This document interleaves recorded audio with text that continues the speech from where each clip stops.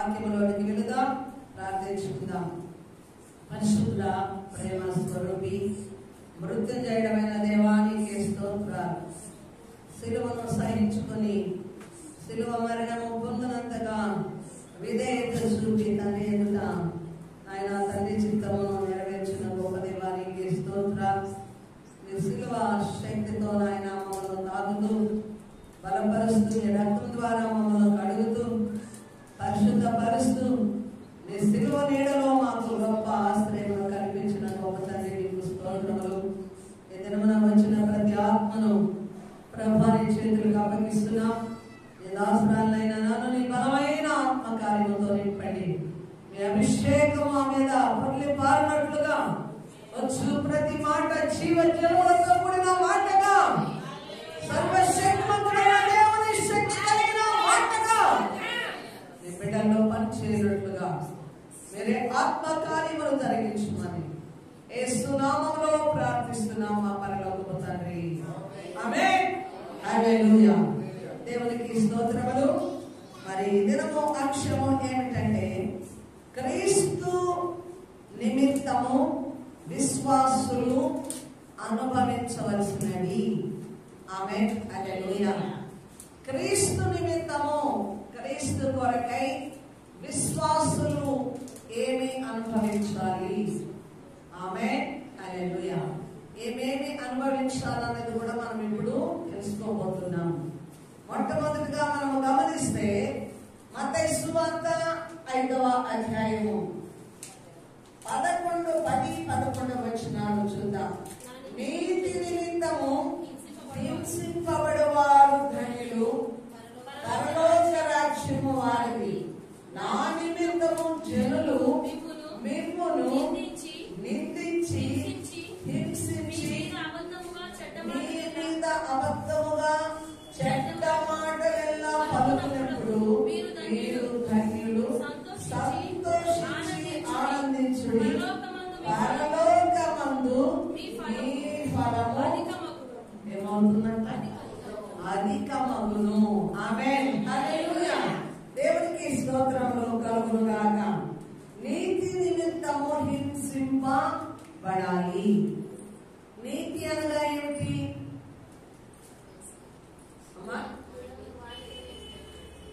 మన నీతి దేవుడై ఉన్నాడు. నీతి అనగా క్రీస్తు యేసు ప్రభువారి నీతి. ఎక్కడ మనము ఏ విధముగా పరిశీలన చేసినప్పటికీ నీతి అన్నది మన ఎదుట ఎక్కడా కనపడదు. వెతకగలిగినట్లయితే, వెతికినట్లయితే క్రీస్తులోని నీతిని చూడగలం. కాబట్టి దేని నిమిత్తము హింసింపబడాలట, దేని నిమిత్తము నిందించబడాలట అంటే క్రీస్తు నిమిత్తము, నీతి నిమిత్తము, నీతి కొరకై, నీతిని పొందుకోవట కొరకై, క్రీస్తు కొరకై. ఆమేన్. హల్లెలూయా. మరి హింస పొందడము, నిందించబడము. ఈ లోకంలో మనము కూడా ప్రభు లేకపోయినా, ప్రభువును కలిగినా, ప్రభు కొరకై కాకపోయినా చాలా మంది శ్రమ నొందుతూ ఉంటారు. ఒక భర్త చేతిలో భార్య ప్రతి నిత్యము హింస నొందుతూ ఉండవచ్చు. ఒక భార్య చేతిలో భర్త కూడా హింస నొందుతూ ఉండవచ్చు. అలాగే ఆఫీసులలో గమనిస్తే యజమానుడి కింద దాసుడు పనిచేయవారు కూడా హింస, ఆ టార్చర్ మేము భరించలేమండి, ప్రతి దినము కూడా మాకు గండముగా ఉందని అనుకునేవారు చాలా మంది ఉన్నారు. రకరకాలైన హింసలతో మానవుడు కొనసాగుతూ ఉన్నాడు. అయితే క్రీస్తు కొరకు మనము పొందుకోబోయే నీతి కొరకు హింస పొందటము ఏమంటట? ధన్యకరము. హల్లెలూయా. అయితే నా నిమిత్తము జనులు నిన్ను నిందించి హింసించి అబద్ధ సాక్ష్యములెల్లా నీ మీద పలుకునప్పుడు ఏం జరుగుతుందట? నీవు ధన్యుడు, పరలోకమందు నీకు ఫలము అధిక మగును.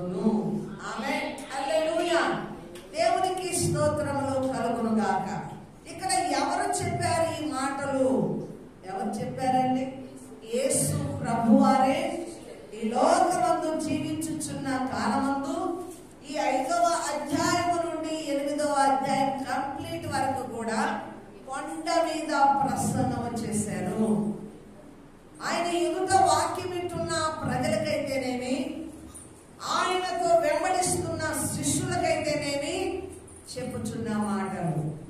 కాబట్టి లోకమందు క్రైస్తవులు అన్నవారు, అది విశ్వాసులైనా సరే, ప్రవక్తలైనా సరే, సేవకులైనా సరే, అందరూ కూడా ఏం చేయాలంట? నీతి నిమిత్తము. అంటే ఒక నీతిగా జీవించాలన్నా, ఒక మంచి మర్యాద పూర్వకమైన భక్తి కలిగి నడవాలన్నా హింస ఉంటుంది ఖచ్చితంగా. హింస లేనిదే, బాధ లేనిదే, కష్టము లేనిదే మనము నీతిమంతులముగా నీతిగా ఈ లోకంలో జీవించలేము. కాబట్టి ఇక్కడ యేసు ప్రభువారు నేర్పించే నీతి ఏమిటంటే, ఆయన శిష్యులన్నవారు, సేవకులన్నవారు, విశ్వాసులన్నవారు హింసలను తప్పించుకోవడానికి ఎల్లప్పుడూ ప్రయత్నము చేయరాదు. దేన్ని తప్పించుకోవడానికి? హింస, శ్రమ, నింద తప్పించుకునే ప్రయత్నము ఎవరు చేయకూడదు? విశ్వాసులు, సేవకులు, క్రైస్తవుడు చేయకూడదు. అలాగా చేయించున్నాడంటే అతను సంపూర్ణత లేదు, అతడు విశ్వాసుల జాబితాలో లేరు, ఆమె విశ్వాస సంబంధమైన వారుగా లేరు. కాబట్టి నిత్యము తప్పించుకునే ప్రయత్నం చేసేవారు ఎవరు అనగా వారు అవిశ్వాసులకు సంబంధించిన వారు. విశ్వాసులు అన్నవారు శ్రమలను తాలుకుంటారు, హింసలను తాలుకుంటారు, నిందలను మోస్తారు. అయితే క్రీస్తును సంపాదించుకోవడానికి, క్రీస్తు కొరకై బ్రతకడానికి, క్రీస్తు కొరకు ఒక త్యాగముగా మారిపోవడానికి ఇష్టపడతారు. క్రైస్తవ్యము అన్నది త్యాగముతో కూడినది. అది పూలబాట కాదు, అది పట్టు పరుపు కాదు. ఆమేన్, హల్లెలూయా. అది మెత్తనైనది కాదు, అది మృదువైనది కూడా కాదు. క్రైస్తవం అన్నది గాయములతో కూడినది, బాధతో కూడినది, నొప్పితో కూడినది, ప్రయాసతో కూడినది, కష్టముతో కూడినది, శ్రమతో కూడినది. ఆయన మార్గము అన్నది ఇరుకుతో కూడింది. ఇరుకైన మార్గములో మనం నడవాలంటే ఎంతో కష్టం. విశాలమైన మార్గములో ఎంతో సులువుగా వెళ్ళిపోతాం. మన పాదాలు ధారాళముగా వెళ్ళిపోతుంటాయి. ఇరుకైన మార్గములో మనము అవతలికి దాటాలంటే ఒక్కొక్క అడుగు వేస్తూ చాలా జాగ్రత్తగా నెమ్మదిగా వెళ్ళవలసి వస్తుంది. కాబట్టి క్రీస్తుతో నడక, ఆయనతో ప్రయాణము, నీతి కొరకు బ్రతకడము అన్నది కష్టముతో కూడింది. ఒక్కొక్క అడుగు నెమ్మదిగా అనుభవము గుండా నడవగలిగిన నడక క్రైస్తవ్యంతో కూడింది. అందుకే ప్రభువారు ఈ మాటను హెచ్చరిక చేస్తూ ఉన్నాడు. క్రైస్తవుడు అన్న పదానికి, విశ్వాసి అన్న పదానికి ప్రక్కనే ఏముండాలా? హింస ఉండాలా, బాధ ఉండాలా, కష్టము ఉండాలా, ఇంకా ఏముండాలా? శ్రమ కూడా ఉండాలి. దేవునికి స్తుతి కలుగును గాక. హల్లెలూయా. కాబట్టి క్రీస్తు నిమిత్తము మనము సక్రియలు చేయడము అనగా నిందలు మోస్తూ ఏం చేయాలా? భరిస్తూ సక్రియలు చేయాలి. ఆమేన్, హల్లెలూయా. ఇప్పుడు మామూలుగా గమనిస్తే క్రీస్తును గురించి ఒక సువార్త తీసుకుని వెళ్ళే వారికి ఘాటుగా చెప్పుతూనే కొడుతున్నారు, ముఖం మీద ఉమ్మి వేస్తున్నారు. చీమీకు సిగ్గు లేదా? ఈ పత్రికలు పంచమంటే మీరు పంచుతున్నారు. ఈ యేసయ్యను మేము వినమంటే యేసయ్యన గురించి మా దగ్గర చెప్తున్నారని కాలి చెప్పు తీసుకుంటే ఏం చేస్తున్నారు? అయినా నోరు మూత పడుతుందా? ఏం చేస్తున్నారు? క్రీస్తు కొరకు చెప్పు దెబ్బలు తింటున్నారు, ఉమ్మి వేయించుకుంటున్నారు, తారుకుంటున్నారు, అణుచుకుంటున్నారు. అయినా ప్రేమ సువార్తను ఆపకుండా ప్రకటిస్తూనే ఉన్నారు. ఆమేన్, హల్లెలూయా. అంటే క్రైస్తవ్యము అన్నది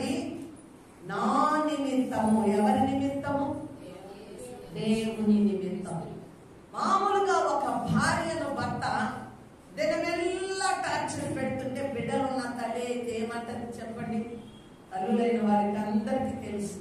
నా బిడ్డల కొరకు నీ దగ్గర నేను సంసారం చేస్తున్నాను, లేకపోతే ఒక్క రోజు నీ దగ్గర నేను ఉండేదాన్ని కాదు. ఏమంటాం? నా బిడ్డల కొరకు నీతో నేను సంసారము చేస్తున్నాను. ఎవరి కోసము? తాను కన్న బిడ్డలు ఒంటరి వారైపోకూడదు, తల్లిదండ్రులు లేని వారు కాకూడదు అన్న ఉద్దేశంతో భార్య ఆ టార్చర్ను అనుభవిస్తూ భర్తను ప్రేమిస్తూ ఇంట ఉంటుంది. అయితే ఇక్కడ వీరు పొందే హింస ఎవరి కోసం అంటే, నీ కొరకై ప్రాణము అర్పించిన క్రీస్తు కొరకైన నింద. హల్లెలూయా. కాబట్టి దేవుని బిడ్డలారా, ఈ నింద నా జనులు నా నిమిత్తము జనులు నిన్ను నిందించి హింసించి అబద్ధ సాక్ష్యములల్లా చెప్పినప్పుడు మీరేం చేయాలంట? సంతోషించి ఆనందించుడి. ఆమేన్. జరుగుతాయి. ఎప్పుడైతే క్రీస్తు కొరకు నువ్వు నిలబడాలని పూనుకుంటావో, నీ వెనక తరుముకుంటూ అనేక మంది అబద్ధ సాక్షులు లేస్తారు.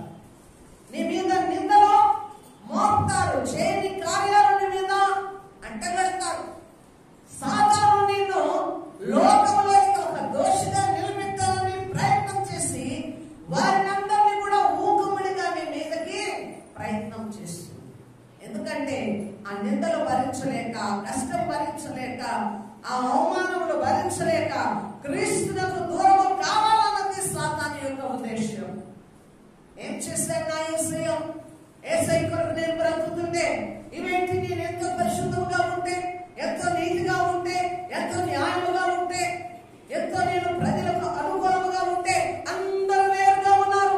నేను అందరికీ సహకరిస్తున్నా, నా మీదే నిలవేస్తున్నారు. నన్నే డిఫరెంట్ గా జనంలో చెడ్డ ప్రచారం చేస్తున్నారు. పై అధికారుల దగ్గర నా దగ్గరే నన్ను గురించి అబద్ధ సాక్ష్యములలో చెప్పి నన్ను వారు చులకనగా చూడడానికి ప్రయత్నం చేస్తున్నారు. ఎందుకు జరుగుతుంది? ఇది జరుగుతున్నప్పుడు క్రీస్తును నువ్వు కలిగి ఉన్నావన్న హెచ్చరిక నీకు రావాలి. హల్లెలూయా. ఇలాంటి ప్రభావము ఒక వ్యక్తిలో, ఇలాంటి కార్యాలు, చర్యలు నీకు అటాక్ అవుతున్నాయంటే నీకు క్రీస్తుతో ఉన్న సంబంధము గట్టి అవుతుంది. ఆమేన్. హల్లెలూయా. నీకు శత్రువులు ఎక్కువ అవుతున్నారా? నీ మీద సమాజము దుమ్మిడిగా వస్తుందా? అక్కడ క్రీస్తు నిలిచాడు అన్న సత్యాన్ని మనం తెలుసుకోవాలా? నువ్వు క్రీస్తు కొరకు నిలిచావన్న సత్యము కూడా తెలుసుకోవాలా? నువ్వు క్రీస్తు కొరకు బ్రతుకుతున్నావన్న సత్యము కూడా తెలుసుకోవాలా? హల్లెలూయా. నీ మీద నింద మోపేది ఎవరు? అపవాది. వాడు మోసగాడు, వాడు తంత్రగాడు, వాడు అబద్ధికుడు, అబద్ధ సాక్ష్యము పలుకు వారిని లేవనెత్తేది ఎవరంటే సాతాను, దుష్టుడు. ఆమేన్. అంటే నీవు క్రీస్తునకు సన్నిహితంగా ఉన్నావు, లోకానికి శత్రువయ్యావు. ఆమేన్. హల్లెలూయా. కాబట్టి ఇలాంటి సందర్భంలో మనం ఏం చేయాలంట? మనము సంతోషించాలి. ఆమేన్. హల్లెలూయా. నేను ప్రభువునకు దగ్గర అవుతున్నాను, లోకమునకు దూరం అవుతున్నాను. లోకానికి దూరం అవుతున్న నీవు, అది మంచిదే నీకు. ప్రభువునకు, లోకానికి దూరం అవడం మంచిదే. అయితే ప్రభువునకు దూరం అవడం కూడా ఇంకా మంచిది. ఆమేన్. హల్లెలూయా. ప్రభువు నిమిత్తము లోకము దూరం అవుతుందంటే నీకు చాలా సంతోషం. లోకము దూరం అవుతుండగా దేవుడు దగ్గర అవుతున్నప్పుడు ఇంకా మహా సంతోషం. కాబట్టి నిందలు వస్తున్నాయి, హింసలు వస్తున్నాయి, అబద్ధ సాక్ష్యాల మీదకి వస్తున్నాయంటే ప్రభు నిన్ను ప్రేమిస్తున్నాడు. ఆమేన్. నీవు ప్రభువునకు కావలసిన దానవు, ప్రభువునకు కావలసిన వాడవు. ప్రభు నిన్ను కోరుకుంటున్నాడు. నీవు నీతి కొరకు నిలుస్తున్నావు, నువ్వు సత్యము కొరకు నిలుస్తున్నావు. క్రీస్తు నిమిత్తము మాత్రమే నీలో జరుగుతున్నాయి. హల్లెలూయా. జ్ఞాపకం ఉంచుకోవాలి. దేవునికి స్తోత్రములు కలుగును గాక. కాబట్టి మరి ఇలాంటి వారిని ఏమంటారు? పరలోక రాజ్యము. ఆమేన్. హల్లెలూయా. పరలోక రాజ్యం మీద నింపాదిగా నువ్వు కూర్చొని, ఆ యొక్క వ్యాన్ కింద కూర్చొని గంటల గంటల వాక్యం విని, బల్లలో చేయి వేసి, ఓ నీ శరీరము, ఓ నీ రక్తము నేను పుచ్చుకుంటున్నాను, తెల్లని వస్త్రం ప్రియుడా ప్రియురాలా, పరలోక రాజ్యం మనకు రాదు, సొంతము కాదు. హల్లెలూయా. అయితే క్రైస్తవుడుగా నీవు కూడా భూమి మీద క్రీస్తు ఎలాగా శ్రమ పడి ఉన్నాడో బిడ్డ పాట పాడింది. ఆ పాడుతున్నప్పుడు ఆ మాటలు నేను ఆలోచించాను. ఆమేన్. క్రీస్తు కొరకు హింస, శ్రమ మనము అనుభవించాలంట. ఆయనతో మనతో ఆయన ఏకమైనప్పుడు ఖచ్చితంగా విశ్వాసులు ఏం జరుగుతుంది? ఆ యొక్క శ్రమలు జరుగుతాయి. హల్లెలూయా. హింసలు జరుగుతాయి, కన్నీరు కష్టములు జరుగుతాయి. ఆ కష్టముల గుండనే ప్రభువునకు మనము దగ్గర అవుతాం. నేను గమనించారో లేదో, వాక్య సందేశానికి అనుకూలమైన పాట ఒక పాటైన సంఘంలో పాడేశారు. అంటే వారికి ఏ స్వార్థ ప్రకటిస్తున్నారని కూడా తెలియదు. ఇదే పరిశుద్ధాత్మని యొక్క పరిచర్య. దేవునికి స్తుతి కలుగును గాక. హల్లెలూయా. కాబట్టి పరలోకం పొందుకోవాలంటే నువ్వు శ్రమ లేకుండా, కష్టము లేకుండా, నిందలు లేకుండా, అబద్ధ సాక్ష్యములను భరించకుండా, అనేక రకాలుగా నువ్వు నలగకుండా, నిన్ను నీవు ప్రభువునకు అర్పితము కావాలంటే మానవ శరీరము లొంగదు. హల్లెలూయా. ఈ అనుభవాల గుండా నడిచినప్పుడే ప్రభువులకు లొంగడం జరుగుతుంది. ఆమేన్. హల్లెలూయా. కాబట్టి ఇలాంటి వారిని ఏమిటంట? పరలోక రాజ్యము. అంతేకాకుండా మన ఫలము అక్కడ అధికమవును. దేవునికి స్తోత్రములు కలుగును గాక. చూడండి, ఎంత ఎర్రని ఎండైనా 500 మిరపకాయలు పూత కూలి ఇస్తామంటే ఏం చేస్తాము? బాధపడుతూ ఒకరినొకరు మోసుకుంటాక నా మీద కూర్చోలేక నాకు మోకాలు నొప్పులు, ఇలాగైనా కాలు నొప్పులు తగ్గిపోతాయేమో కూర్చోకని ఇద్దరు కూర్చొని పెట్టుకుంటావు నీ మీద. ఇరుకులో ఎంత ప్రెసింగ్ లో వెళ్ళిపోతావు. ఇక్కడ మాత్రం ఫ్యాన్ వేసి కూర్చొని పెట్టే, అటు జరుగు ఇటు జరుగు, అటు జరుగు ఇటు జరుగు. ఒకరినొకరు వాక్యం అయిపోయి దాకేం చేస్తామమ్మా? ఒత్తిడులతోనే జరుగు అంటూనే ఉంటారు, కానీ వాక్యం వినే స్థాయి కూడా ఉంటదా? ఉండదు. అంటే నీ పొట్ట కూటి కోసము, నీ బ్రతుకు కోసము, ఒక్క దినపు కూడి కోసం నువ్వు ఎంత కష్టాన్ని అనుభవిస్తావు. సూర్యుడి ఎండ దెబ్బనైనా నువ్వు సహించుకుంటావు, కానీ క్రీస్తు నిమిత్తము ఎంత చేస్తావు? ఎంత చేయగలమండి? అందుకే మనది ఎంత అవివేకం అనిపిస్తుంది అంటే, చాలా గుడ్ ఫ్రైడే రోజు 3 గంటలకి మాటలంతా అయిపోయినాక మేము పెద్ద త్యాగం చేసేస్తున్నాము. సంఘం అంటే త్యాగము. ఎర్రని ఎండలో ఒక్క 10 నిమిషాలు నిలబడేసరికి అమ్మా అబ్బా అనుకుంటూ ఆ పిల్లాజల్లా అందరు మేమవుతాము. ఇంకా బాధపడి ఒక్కరు అలాగా అవుతానే. అందరూ ఏం చేస్తారు? వెళ్ళి బాగా కూల్గా బెల్లం నీళ్ళు, మజ్జిగో, లేకపోతే కూల్ డ్రింక్స్ ఇస్తే తాగేసి వెళ్ళిపోతాం. ఏమండి? ఆ మధ్యాహ్నం వరకే మన ఒత్తిడి. ఆ మధ్యాహ్నం వరకు ఆ 10 నిమిషాలు నువ్వు ఎర్రని ఎండలో నిలబడితే నీకంత దప్పిక. అంతైతే ఉదయం 9 గంటల నుంచి మధ్యాహ్నం 3 గంటల వరకు సిలువలో మధ్యలో ఆయన ఎండకు కాలినటువంటి ఆయన శరీరము దెబ్బలు తింటూ అవమానములు పొందుతూ అంత శ్రమ నొందిన యేసేపు ఎంత బాధ! ఆ ఒక్క దినమే బాధపడి, ఆ ఒక్క దినమే కన్నీరు కాచి, ఆ ఒక్క దినమే నువ్వు ఎండలో నిలబడితే అయిపోయిందా నీ ప్రయాసంతా? నీ కష్టం అంతా అయిపోయిందా? నీ బ్రతికిన కాలం అంతా హింసనందినా, నీ బ్రతికిన కాలం అంతా క్రీస్తు కొరకు అర్పణముగా పోయబడిన, నీ బ్రతికిన కాలం అంతా ఎన్ని నిందలు మోస్తున్నా ప్రభు కొరకు నువ్వు తప్పనిసరిగా నిలవాలి. హల్లెలూయా. నీ అడుగు ఒక్క క్షణమట్ట తప్పడానికి, బయట తప్పడానికి లేదు. నువ్వు ఏ నిర్ణయం తీసుకున్నావో, ఏ విశ్వాసుల జాబితా పట్టికలో నువ్వు నిల్చున్నావో, నీ పాదములు నిలిచినవో, ఆ పాదము పక్కకి వెళ్ళకూడగా ఎన్ని టార్చర్లైనా అనుభవిస్తూ ప్రభుతోనే కలిసి నువ్వు అడుగులు వేయాలి. అప్పుడే పరలోక రాజ్యం అనేది అవుతుంది. దేవునికి స్తుతి కలుగును గాక. హల్లెలూయా. కాబట్టి ప్రభువుతో నడవడం అన్నది త్యాగముతో కూడినది. ఆమేన్. హల్లెలూయా. మరి ఎంత త్యాగం మనం చేస్తున్నాం లెక్క వేసుకో. నీ త్యాగము ఎంత గడుపుతున్నావో. ఆమేన్. హల్లెలూయా. కాబట్టి ప్రభు కోసము నడక, ప్రభు కోసము క్రైస్తవ్యం అంటే నీ ప్రాణాలు కోల్పోవడమే. ఏంటండి? నీ ప్రాణాలు కోల్పోవడమే. అందరూ కోల్పోలేదా వారి ప్రాణాలు?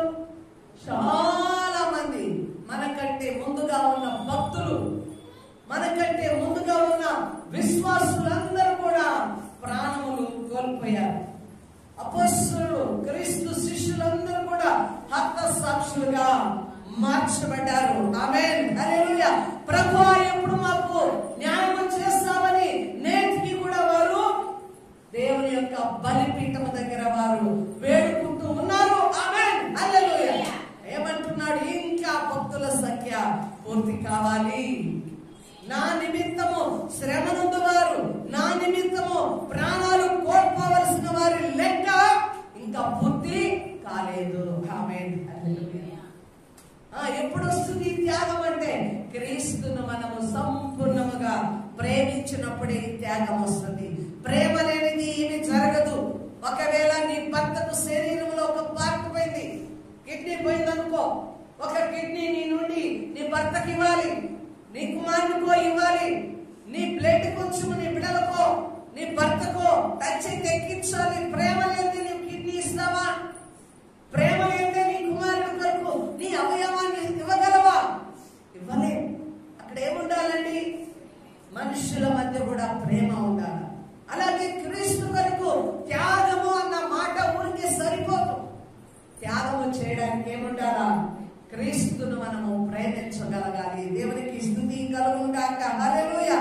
ఇంకా చూద్దాం మత్తయి సువార్త 16వ అధ్యాయము 24వ వచనం. 16వ అధ్యాయం 24 నుండి 26 వరకు. అప్పుడు యేసు తన శిష్యులను చూచి ఎవడైనను తన్ను తాను ఉపేక్షించుకొని తన సిలువనెత్తుకొని నన్ను వెంబడింపవలెను. తన ప్రాణమును రక్షించుకున్న ఓర్వాడు దానిని పోగొట్టుకొనెను. నా నిమిత్తము తన ప్రాణమును పోగొట్టుకున్నవాడు దానిని ఏంట చెప్పండమ్మా. ప్రభువు నిమిత్తము తన ప్రాణమును పోగొట్టుకున్నవాడు దక్కించుకుంటాడు. హల్లెలూయా. తన ప్రాణమును దక్కించుకోవాలనుకున్నవాడు పోగొట్టుకుంటాడు. ఆమేన్, హల్లెలూయా. నువ్వు హాస్పిటల్కి వెళ్తావు, నీ ప్రాణాన్ని కాపాడాలనుకుంటావు. డబ్బు పెడితే నీ ప్రాణము కాపాడబడుతుంది. ఆమేన్. అయితే ఇక్కడ క్రీస్తు దగ్గర డిఫరెంట్ మాటలు. ఆమేన్. అంటే ఆయన నిమిత్తము నువ్వు ప్రాణాన్ని పెడితే నీ ప్రాణము దక్కుతుంది. ఆమేన్. అదేంటి? నీ ప్రాణం పెడితే నీ ప్రాణం పోతుందని ఎట్లా దక్కుతుంది చెప్పాలా? మీరు ఆన్సర్ ఇవ్వాలి ఈ పదాన్ని. మనము ప్రాణాన్ని పెడితే ఆయన మన ప్రాణాన్ని దక్కిస్తాడు.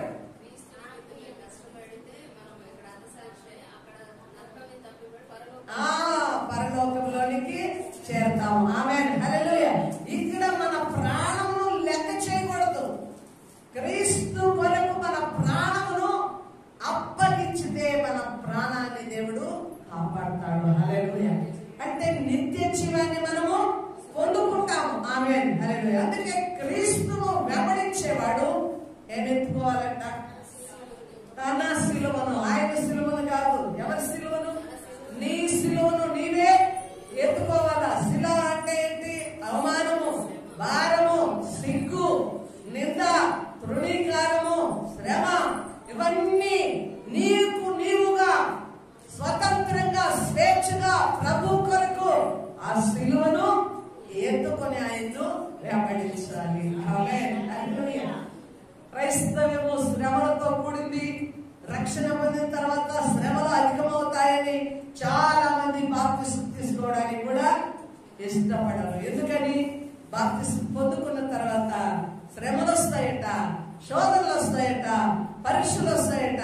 ఆ పరీక్షల్లో మేము నిలబడలేకపోతే, ఆ శ్రమంలో మేము నిలబడకపోతే, తాగుకోలేకపోతే అది కష్టమైపోతుంది. కాబట్టి తీసుకోకపోతే ఏది లేదు. అంటే చూడండి, ఇక్కడ మన ప్రాణమును చేయాలా? ప్రభు కొరకు అర్పించవలసి వస్తుంది. పరిస్థితులను బట్టి నీ గొంతు మీద కట్టి పెట్టి క్రీస్తు సువార్త ప్రకటిస్తావా, చంపేయమంటావా అన్నా కానీ ప్రభు కొరకు నేను ఎప్పుడైనా పోయేదే. హల్లెలూయా. అందుకే పౌలు గారు ఏమన్నాడు?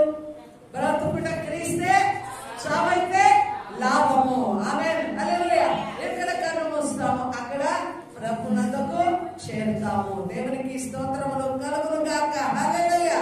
కాబట్టి సిలువను ఎత్తుకునే మన జీవితము క్రైస్తవ జీవితము. ఆమేన్. హల్లెలూయా. క్రీస్తు కొరకు అబద్ధ సాక్ష్యములు భరించాలా. అంతేకాకుండా క్రీస్తు కొరకు మనము కొంతకాలమే ఏం చేస్తాము? శ్రమ నొందుతాము. తాలుకున్న ఎడల ధన్య స్థితి ఎవరిదండి? ఎవరిది? శ్రమ నొందే వారిది, కష్టము నొందే వారిది. క్రీస్తు కొరకు తాలుకునే వారిదే ధన్యకరమైన స్థితి. ఆమేన్. దేవునికి మహిమ కలుగును గాక. ప్రభువు ఖచ్చితంగా నువ్వు ఆ పరిస్థితిలో నిలవబడితే సహాయకుడు ఆయనే ఉంటాడు. దేవునికి స్తోత్రములు కలుగును గాక. క్రీస్తు నిమిత్తము చూడండి, దానియేలు నిలవబడ్డాడు. నా ప్రభువు రక్షించినా సరే, రక్షించక పోయినా సరే అన్నాడు. కానీ రక్షించాడా? రక్షించలేదా? రక్షించాడు. దేవునికి స్తోత్రాలు. సింహాల నోరులు మూసివేశాడు. ఎప్పుడైతే నీవు నిలబడనంత వరకు ఏం జరుగుతుంది? పరీక్ష జరుగుతుంది. నువ్వు నిలబడతావా, నిలబడవా అని శోధనలు వస్తాయి, హింసలు వస్తాయి. నువ్వు ఇక నిలబడిన తర్వాత అవి మెల్లమెల్లగా ఏమైపోతాయి చెప్పాలా? దూరం అయిపోతాయి. అవే నీకు అనుకూలపడతాయి. దేవునికి స్తోత్రాలు. ఇక్కడ సువార్త ప్రకటించొద్దు వెళ్ళిపోవాల వారు నువ్వు ఎప్పుడైతే ప్రభువుకు నిలవబడి ఒక సాక్షిగా ఉంటావో వారే ఆహ్వానించి ఏం చేస్తారు? సువార్త చెప్పండి అమ్మా, మేము తెలుసుకుంటాం. ఆనాడు మిమ్మల్ని ఎల్లగొట్టాం, ఈ రోజు క్రీస్తు ప్రేమ మమ్మల్ని బలవంత పెడుతుంది. మేము మీ సువార్త వినాలని సంతోషపడుతున్నాం. ఎప్పుడు జరుగుతుందంటే క్రీస్తు కొరకు నువ్వు నిలవబడినప్పుడు. క్రీస్తు కొరకు నువ్వు ఎక్కడైనా ఒక సాక్షిగా, నీ ఇంట, నువ్వు పనిచేసే స్థలంలో, నువ్వు ఉన్న ప్రాంతంలో, నువ్వు ఉన్న వీధిలో, నువ్వు ఉన్న గ్రామంలో సాక్ష్యముగా ఉండాలనుకున్నప్పుడు ఏం జరుగుతుంది? మొదట రావచ్చు అనలవని. ఎప్పుడైతే నీవు స్థిరమైన బుద్ధి కలిగి నిలబడతావో అలలు మెల్లమెల్లగా దేవుడు ఆజ్ఞ మేరకు తొలగిపోతాయి. ఆమేన్.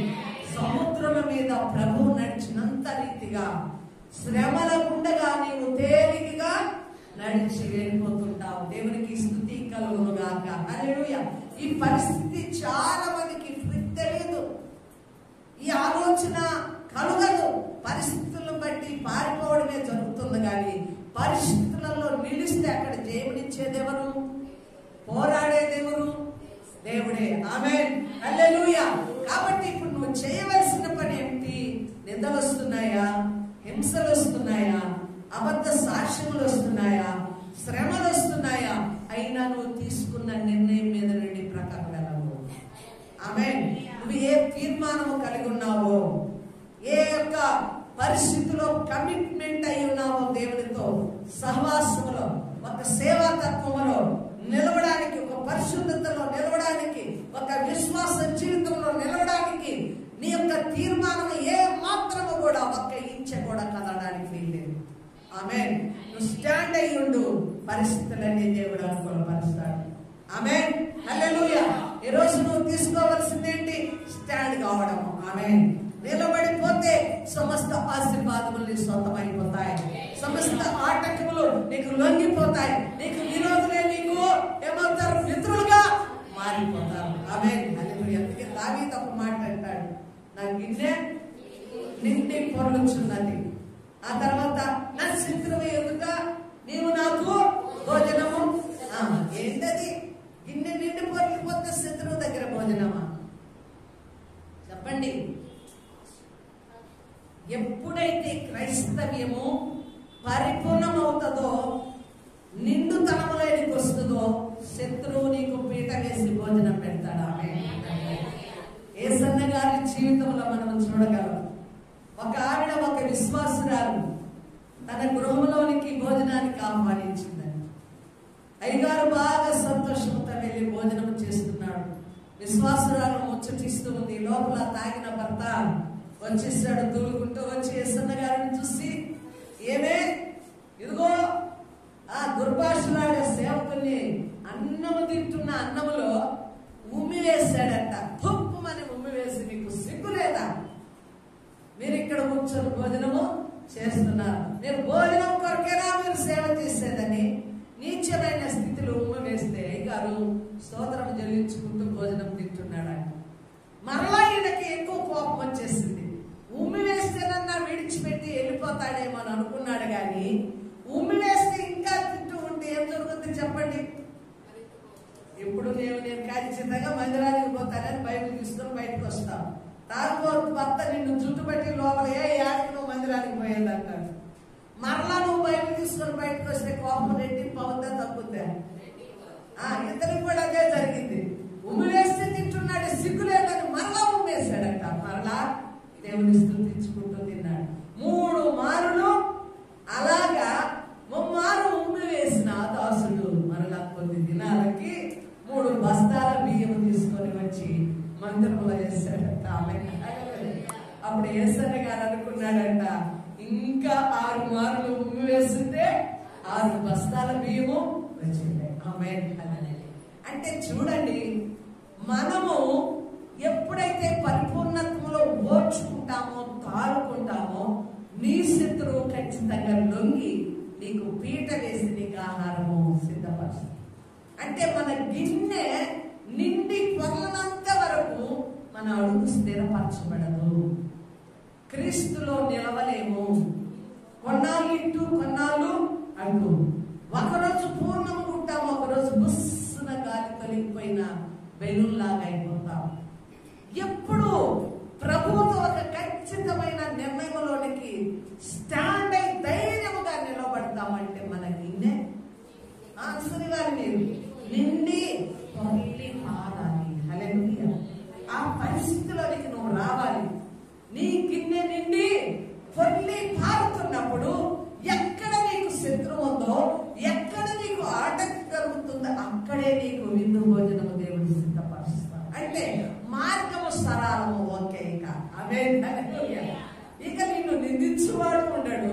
అబద్ధం వాడే నిందించిన వాడే వచ్చి నీ చేతులు పట్టుకుంటాడు. తప్పైపోయింది, నన్ను క్షమించండి, మీ మీద నేను కుట్ర కలిగి నేను చేసిన కీడని కూడా ఒప్పింపచేస్తాడు. ఆమె అనేకుల బ్రతుకులు ఈ కార్యాలు చూశారు. బిడ్డలారా, క్రైస్తవ్యము అన్నది సంపూర్ణతతో కూడింది. క్రైస్తవ్యం అన్నది మన గిన్నె నిండి పొర్లి పారే అనుభవము.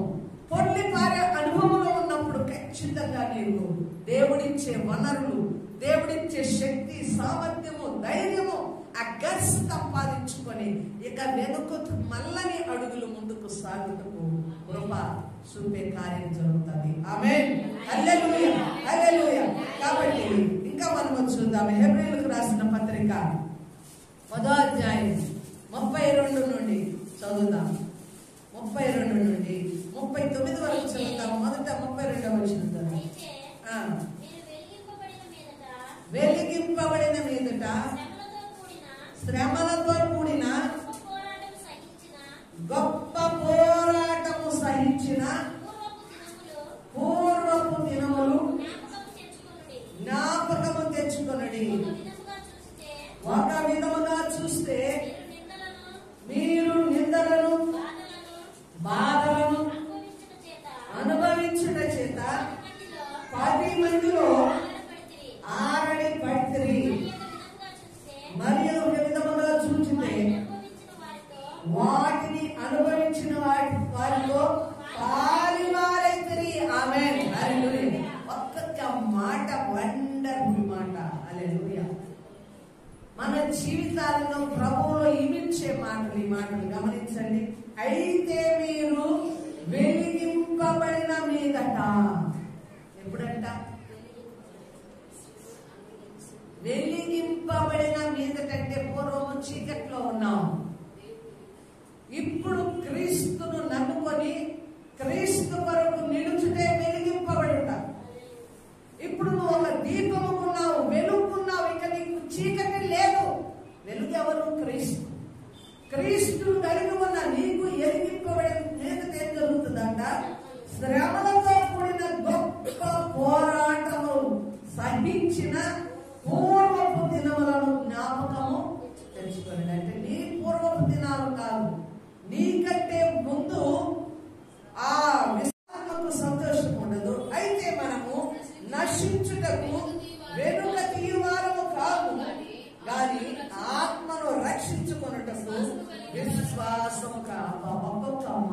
చదువుతుంటే ఏమండి ఎలా ఉంది మీ హృదయాలు పంపిస్తున్నావా లేదు? ఆనందిస్తున్నాయా లేవా? ఆమె ఒక్కొక్క మాట చూడండి. వెనుకకు తీస్తే దేవుని ఆత్మ ఆనందించుదండి, దుఃఖపడతారు. మనకు తెలియదు, సిగ్గులేదు. మనం సిగ్గులేని మానవులవి, సిగ్గులేని క్రైస్తవ్యం.